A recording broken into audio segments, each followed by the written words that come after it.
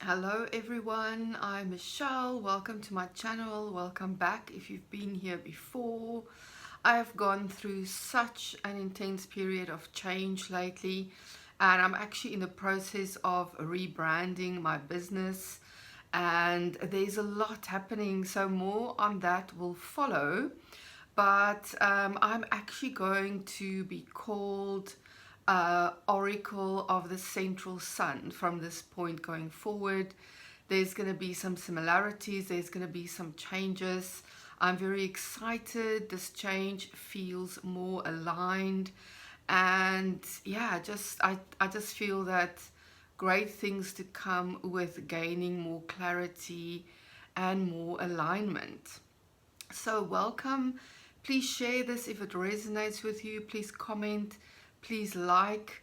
It helps the algorithm. It helps more people to find this content, and I always appreciate that. So this video is about the full moon in Scorpio, which is happening in the middle of May. It's happening either on the 12th or the 13th of May, depending on where you are in the world.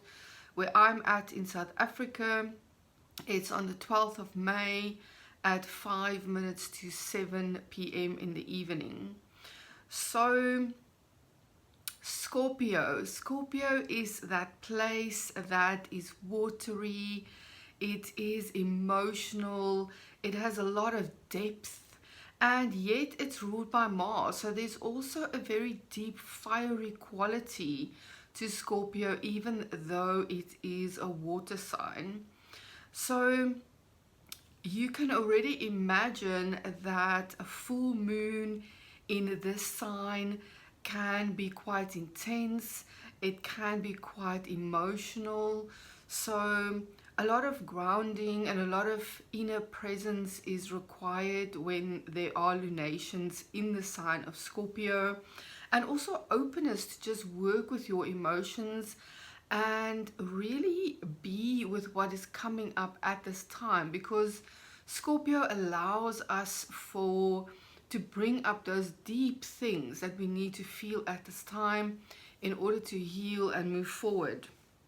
So this full moon is happening at 22 degrees and 12 minutes of Scorpio. So if you have planets or points anywhere near this 22 degrees of Scorpio, this will obviously influence you a lot more. Or if you have planets or points in signs that make aspects to this 22 degrees, you're going to feel this lunation much more intensely. So like I said, Scorpio is traditionally the house of Mars. Mars is the ruler, and Mars has just cleared its retrograde shadow. When Mars went past 6 degrees of Leo a while ago, this would have ended that Mars retrograde period, and Mars is now in a new, fresh part of the chart after the retrograde. It's starting to move a little bit faster, and it's gaining momentum, and it's bringing all of those Mars things to the sign of Leo. And Mars is very comfortable in the sign of Leo. So even though this is a full moon, which is more to do with combinations and things coming to fruition and endings, there's a freshness here because we're dealing with a Mars traversing a new territory. It's moving through a fresh part of the chart. It can now take all of those things that it gained and learned and saw new perspectives on while it was retrograde. It can bring all of those new things now forward and share all of these new insights gained at the time of this full moon. So when we have a full moon, the sun is always opposite the moon because the sun is shining its light onto the moon, which creates that beautiful full moon that we see in the sky. So the sun is in the opposite sign of Scorpio, which is Taurus, at 22 degrees 12 minutes of Taurus. So again, if you have planets or points near this 22 degrees, you're going to be feeling this full moon more intensely. And Taurus is very earthy. Taurus is quite slow. Taurus likes to really take time for things to develop. So it's quite an opposite energy to that fast acting Mars energy. And Taurus is ruled by Venus. So Taurus is very related to nature. It's related to that grounding energy of the earth. It's related to plants and seasons and how slowly nature can develop.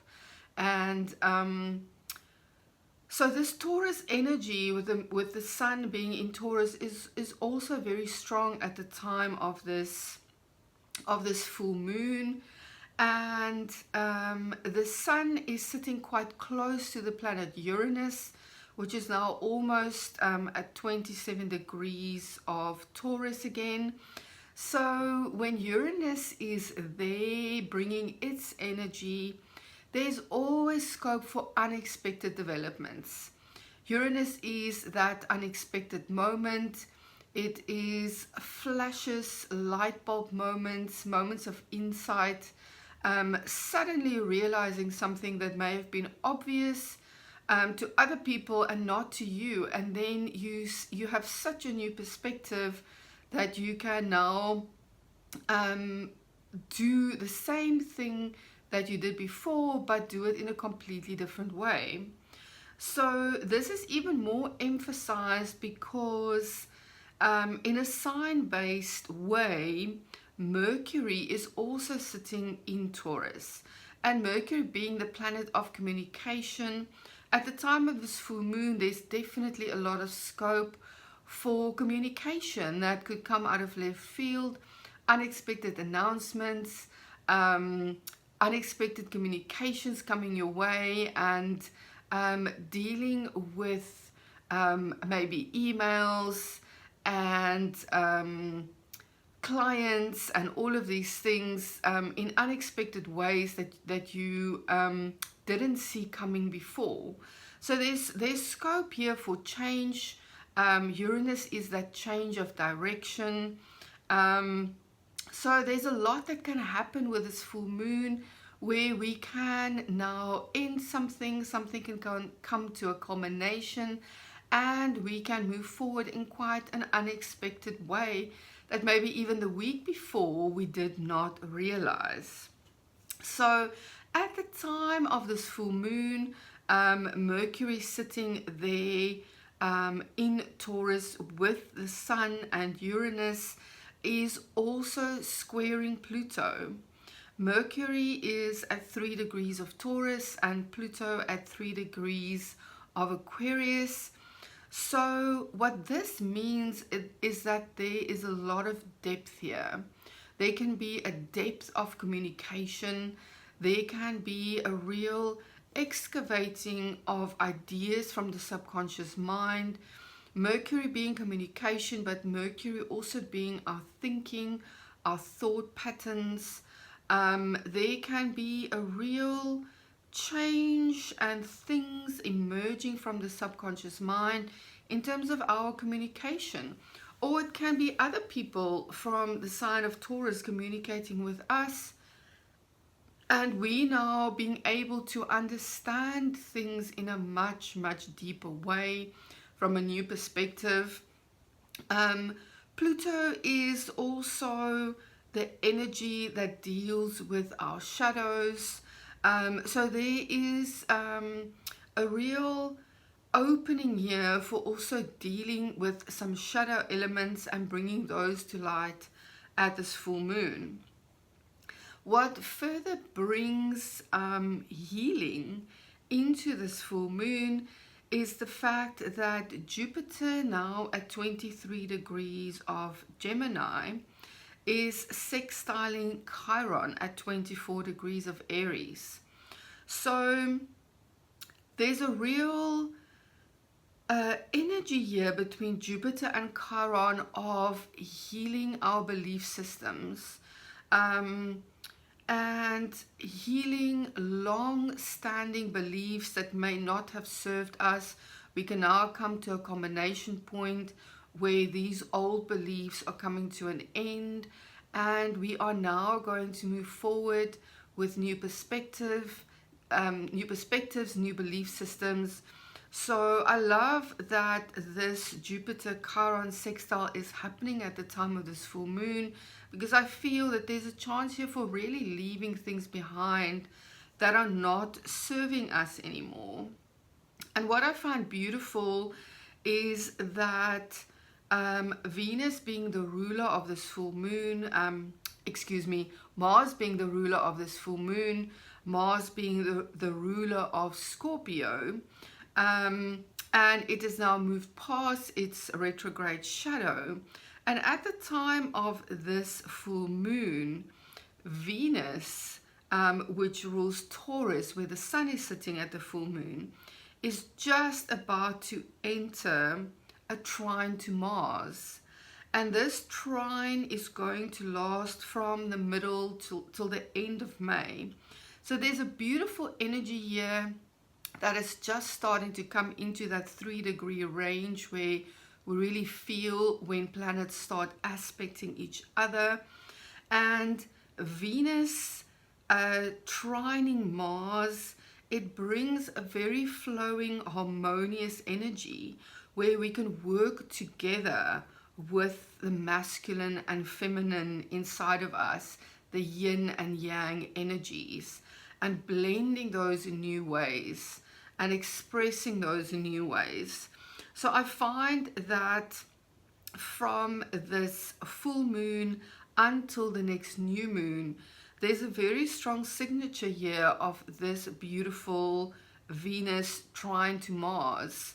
So you can set your intentions, and in whichever way you like to work with these energies, to work with the masculine and feminine inside you, and call yourself into new and more harmonious ways of working with these two energies, because this is a beautiful time to really tap into this. And then the last bit that is happening towards the end of the 2-week period after this full moon is that Saturn is now also moving into Aries. And this will happen either on the 24th or the 25th of May, depending on where you are in the world. In South Africa, it happens on the 25th of May. So there is another new energy here for us now in Aries. At the end of March, we had Neptune moving into Aries, and now we have Saturn moving into Aries as well. So a lot of new energies going on in this area of the chart. And Saturn is that energy that asks us to do the hard work, to really be prepared to, yes, with Neptune present there, see the dream, see your ideal outcome. But Saturn is asking you to persist, to do the hard work, to really have the determination, and just keep on going until you succeed. Saturn can bring incredibly long-lasting results. So we're going to have 3 months now in 2025 of Saturn being in Aries. And this will be from the 25th of May. Saturn will be in Aries for June, July, and August. And then beginning of September, it dips back into Pisces because of its retrograde. It then moves back into Aries on the 13th of February 2026. So pay attention for the months of June, July, August, and see what comes up for you in that Aries part of your chart, where you are being called to put in the hard work, to really be persistent, where you want long-lasting results in your life, because this is a starting point. The Saturn cycle is around about 29 years. So whatever you decide to put the work into and to be persistent about at this time, you can have long-lasting results for the next 29 years in this area of your chart. So next up, as per usual, my Ching reading for this full moon. And I only received one hexagram, no changing lines. It is hexagram 53, and this is gradual progress.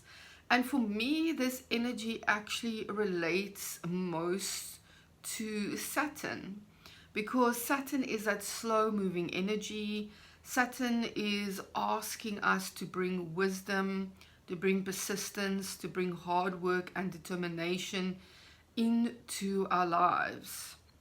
And I love what the I Ching says here. It says, a tree on a mountain top develops slowly according to its own being. This slow development makes the roots firm and strong. And this stands out for me so much, because I think we live in an age in the world with the digital revolution, and AI giving answers to long questions in like split seconds. More now than ever, we have this tendency to want things to happen overnight. And yes, they can in certain instances. You know, there's definite scope for that, in that there can be things can you know, come to fruition overnight, but there is definitely space for firmer and stronger roots in what you are doing if you decide to do something slowly, step by step. So it says, advance slowly and steadily. Inner stillness and tranquility guards against wrong actions. So it asks us to find that inner stillness and tranquility when we are making decisions. And then it says, action and duration make growth and progress possible. Be open to the slow progress and great things will come. So again, I feel this is so apt. I feel this is going to be really apt for Saturn entering Aries.